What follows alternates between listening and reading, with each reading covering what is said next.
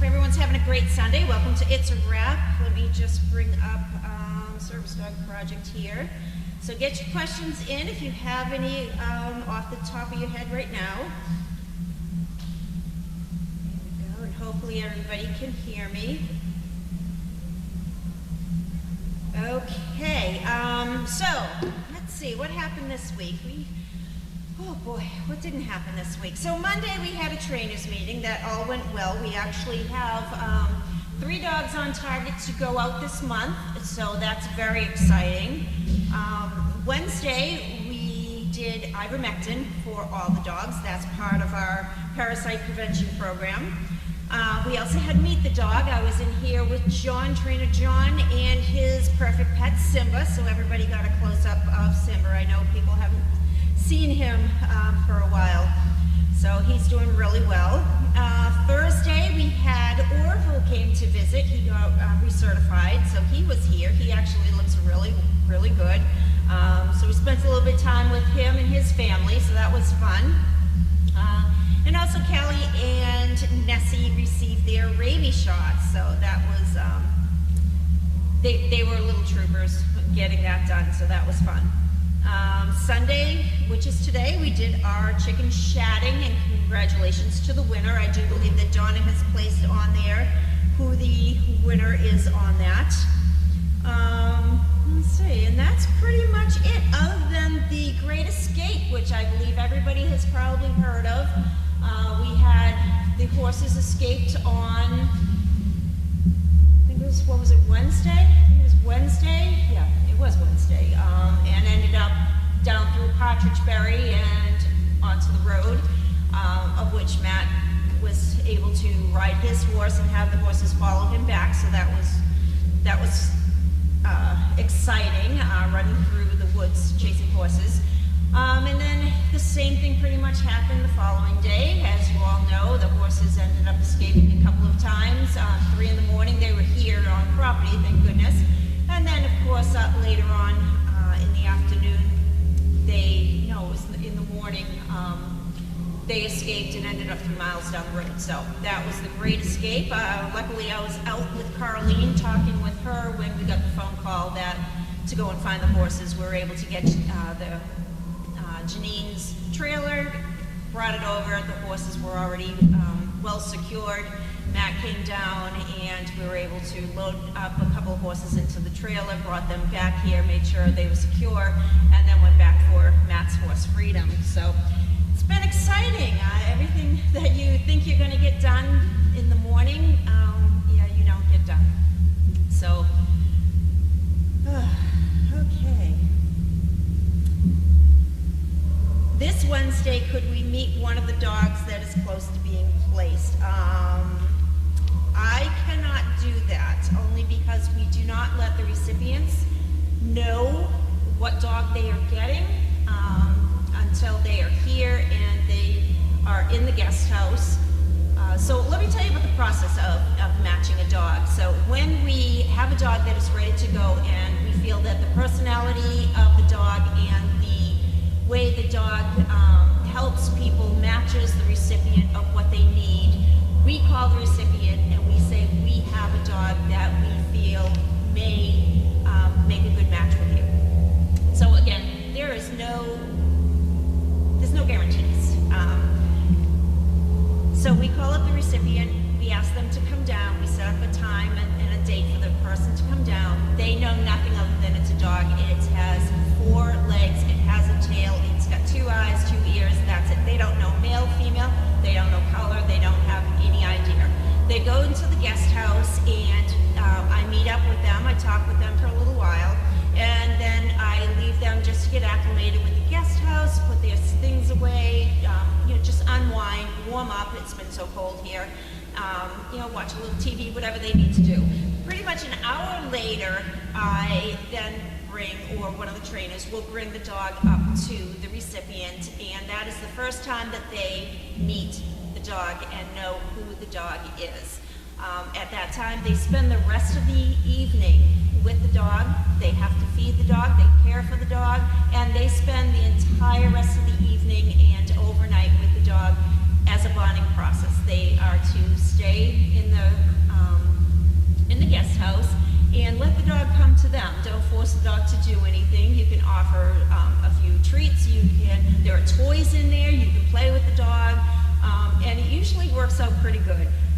Before I leave work that night, I do go to the guest house and I make sure that everything is still going good, that they don't have any questions.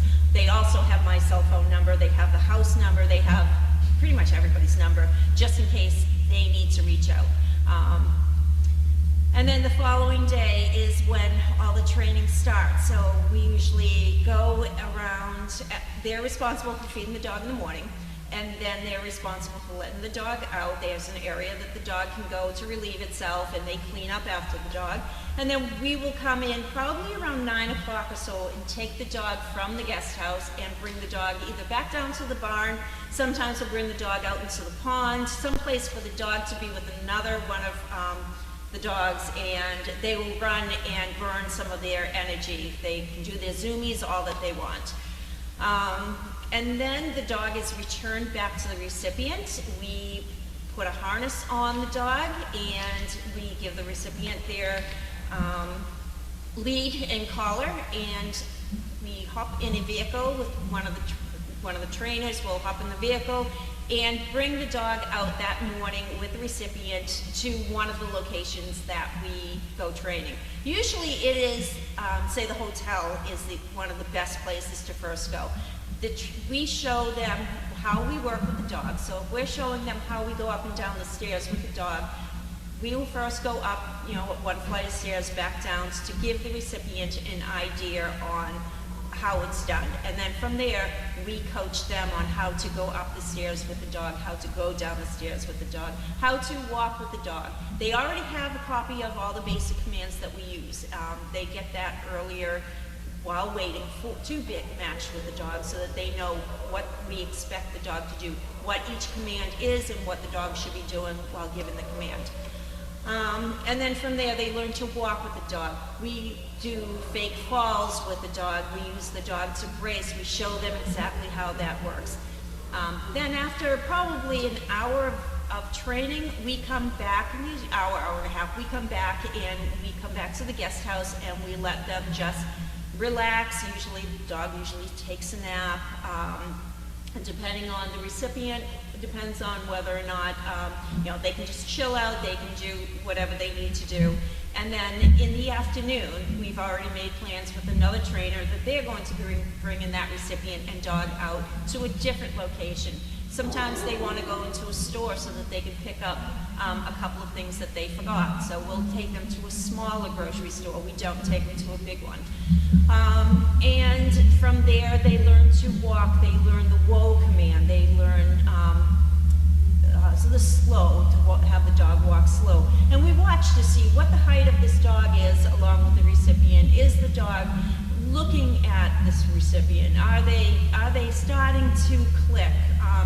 The first day is a tough day because the recipient's learning a lot. The dog is learning about the recipient. The dog knows its job, knows what to do, and it's just having the recipient now learn about the dog. So they stay here for approximately 5 days. It gets better and better and better as they go. If it doesn't get better, then we have to make that call. Is this truly the correct dog for this person, or do they still get put on the list? Do they leave without a dog? Yet we know better on what this person is needing for a dog. So that may not have been the perfect dog for them. Normally, knock on wood, would have some pretty good luck though in the matching process.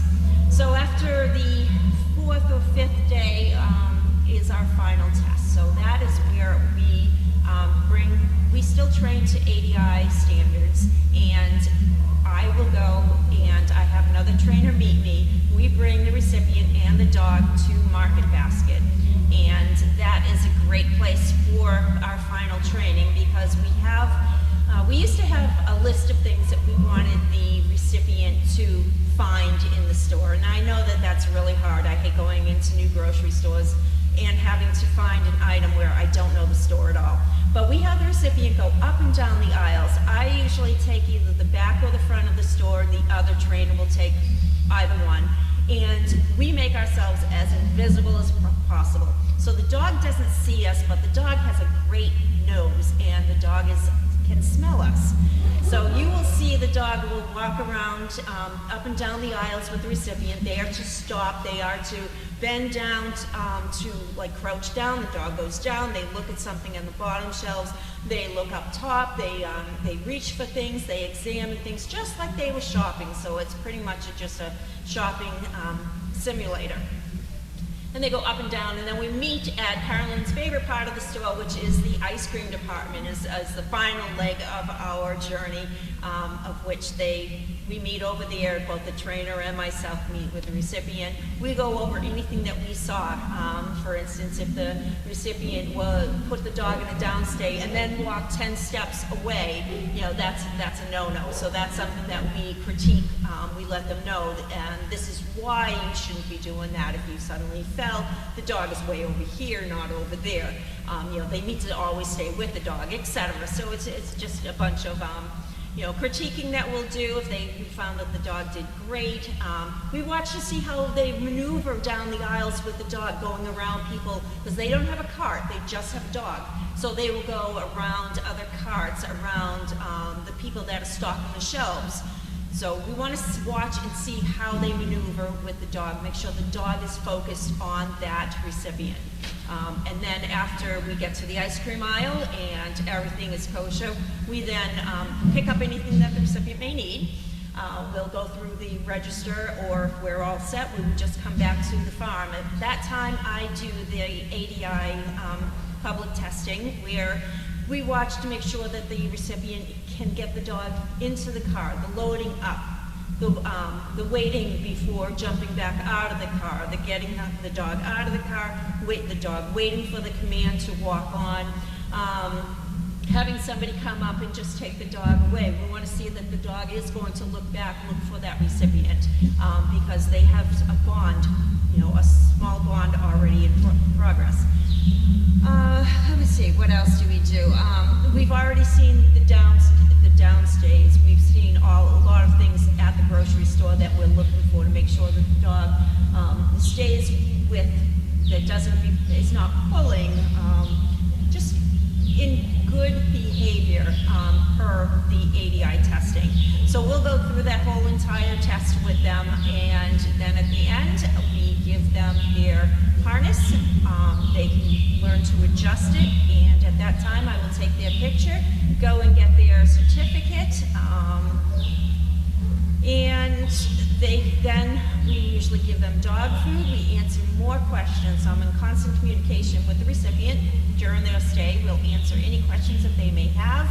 And then at that time, once they are heading down the road, is when we actually post it on social media of a successful match, and that's when all of you learn about the match with this dog and this person. We do stay in contact with them. We request that when they do get home, that we get an email, that they email specifically Caroline to make sure that they made it home, that they're not having any problems, and to stay in contact with us so that Caroline will also be able to put in her doggy daily how wonderful, you know, this team is doing. We ask for pictures. I call people randomly and just say, hey, how is such and such doing? You know, are you having any problems? Anything that you need to go over. We certify for 3 months, and then 6 months, and then a year, and then it's yearly after that. Okay. So that is pretty much our matching procedure. What is done to recertify a dog? Pretty much it's still the ADI testing. We want to make sure that the most important thing, that the dog is happy. We're looking at the condition of the dog. Is the dog overweight? Is the dog too skinny? You know, we want to make sure that they can still do everything that they learned to do here. Their downstays, their bracing. Excuse me. We want to see the dog walk with the person. Make sure that the dog is being utilized as a service dog. But it is key that the dog's tail is wagging and that the dog is happy.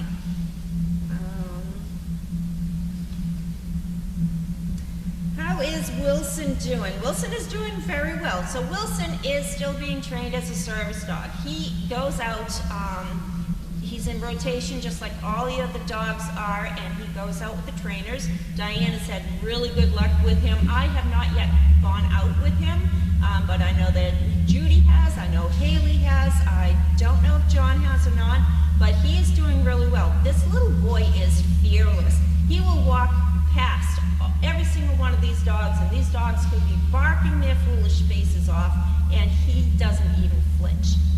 He walks right past them with his head held high, comes right in the arena, has his dinner, goes right back to his kennel. He's right now in kennel 16 to give him a little bit of a change of a scenery.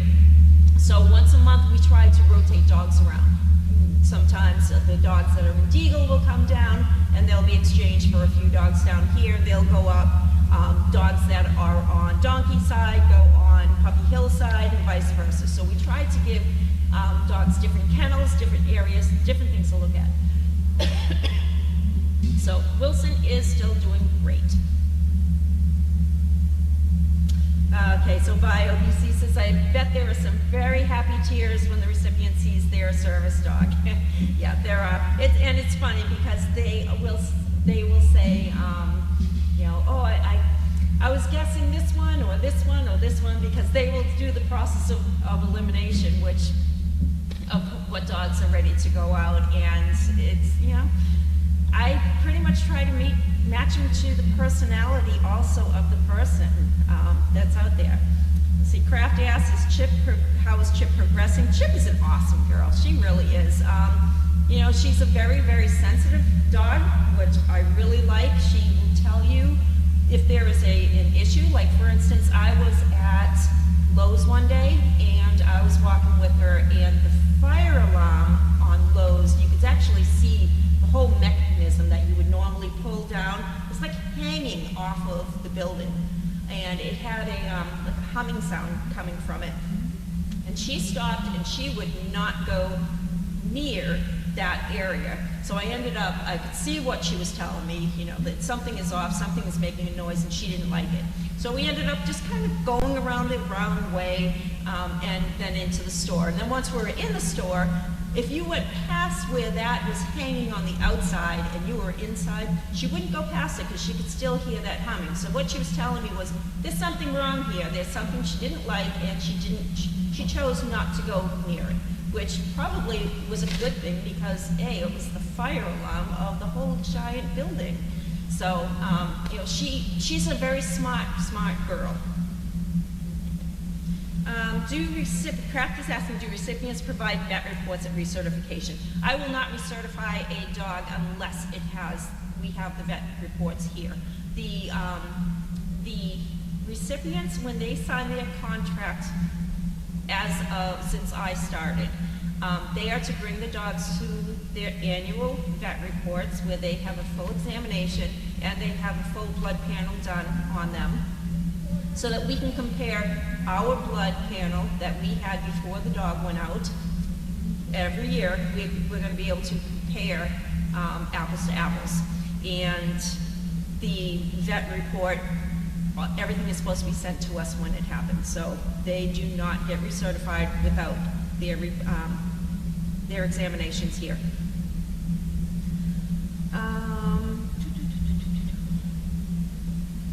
Okay, and MB from New Jersey says, thank you for the wonderful explanation of the process of matching the dogs with the recipient. You do a fantastic job. Thank you. I appreciate it. It's, you know, there's so many moving parts to this organization. It's just mind-blowing at times, and, you know, it's not just the dogs, it's the people.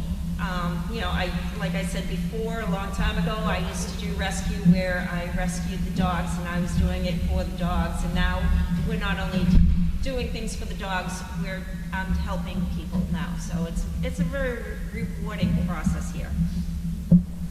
Okay. Denise wants to know, how is Capri doing? So today, I don't know how Capri's doing today, but I can tell you that she was here the other day, and she is definitely with children.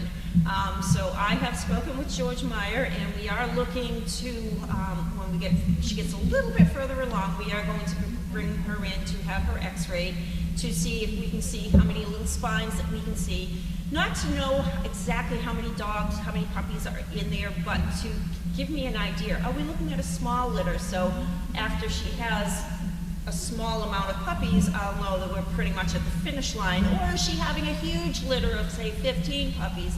Then we're going to be here for the next 3 days delivering puppies. We're going to do that to give us an idea, and that way if we have any complications like we have had in the past, we will also have Woburn, the vet's there on standby.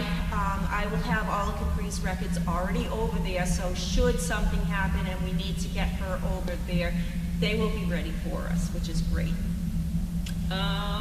So Barb wants to know which dogs are in Deagle now. We have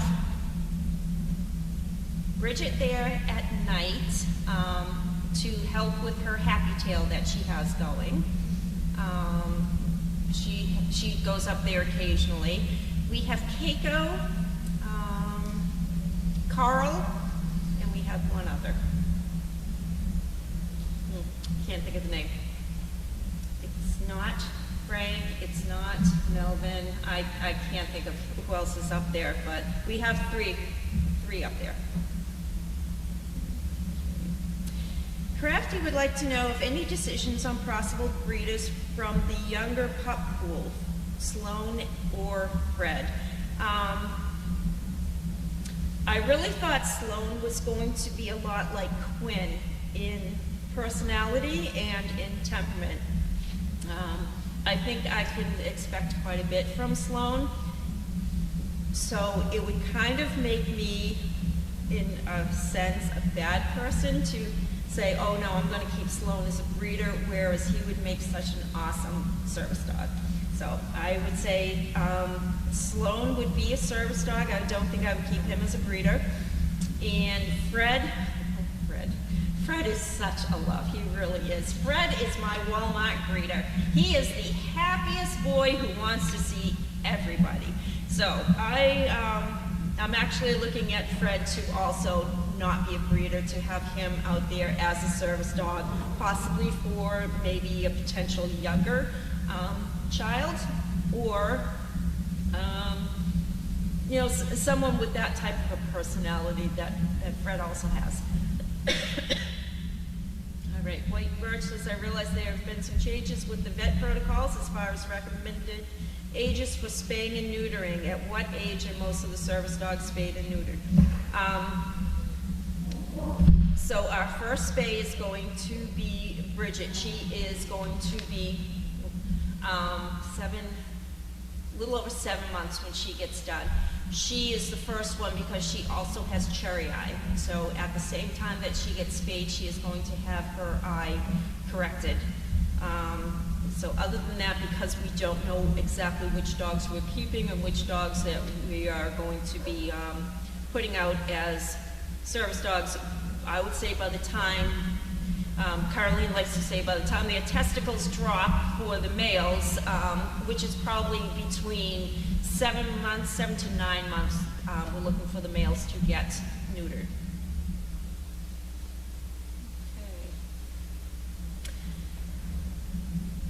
Okay, Crafty says, can you also see if a pup is oversized requiring a C-section? We're going to be able to actually see quite a bit when we get Capri in there. So it'll give us, like I said, it'll give us an idea on the size of the pups, how many pups are in there. You know, she may be the type of dog that can deliver big pups. I know that my Gabby could not deliver big pups. She had a C-section. So, you know, it all depends on what happens when we get the pictures done. And White Birch wants to know, will you be delivering birth assistant Caprice puppies? Yes, I will be there. I will be, you know, probably spending a few nights here waiting for the event to happen, and then you know, kicking in where needed, like we usually do with the delivery of the pups. Okay.